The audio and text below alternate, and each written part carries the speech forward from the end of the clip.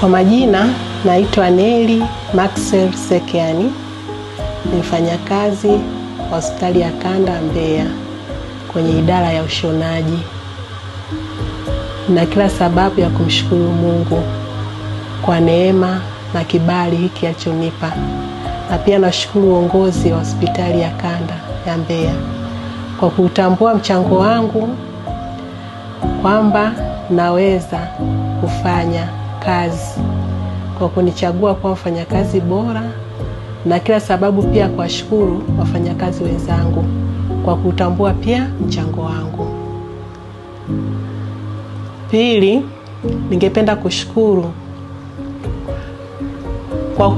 kwa kuona juhudi zangu pia na kufanya kazi kwa bidii, kwa kujitoa, kwa kujituma na pia kuheshimu majukumu niliopewa. Na kila sababu ya kuwashukuru kwa kweli.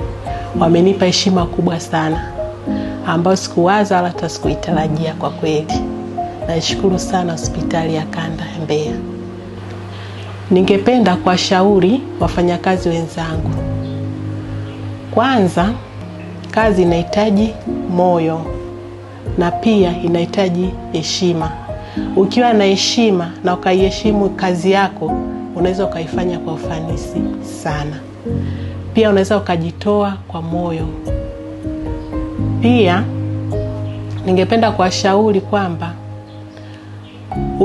ukijua majukumu yako katika kazi unayoifanya, nadhani inaweza kukuletea manufaa zaidi. Kwa hiyo inabidi tujitoe kwa moyo, tuhudumie hospitali yetu kwa kuipenda na kuithamini. Maadhimisho ya sikukuu ya Mei Mosi ya wafanyakazi kwa kweli ni maadhimisho mazuri sana. Yanatupa hamasa kwa sisi wafanyakazi kufanya kazi kwa bidii na kujitoa. Tuna kila sababu, tunashukuru pia serikali yetu kwa kutuwezesha, kwa kutupa mchango wao.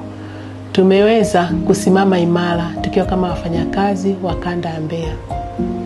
Kwa kweli tunashukuru sana na tunathamini mchango wao.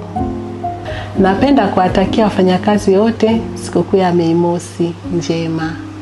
Tunamshukuru Mungu kwa kutupa neema, tumeweza kufika mwaka 2026.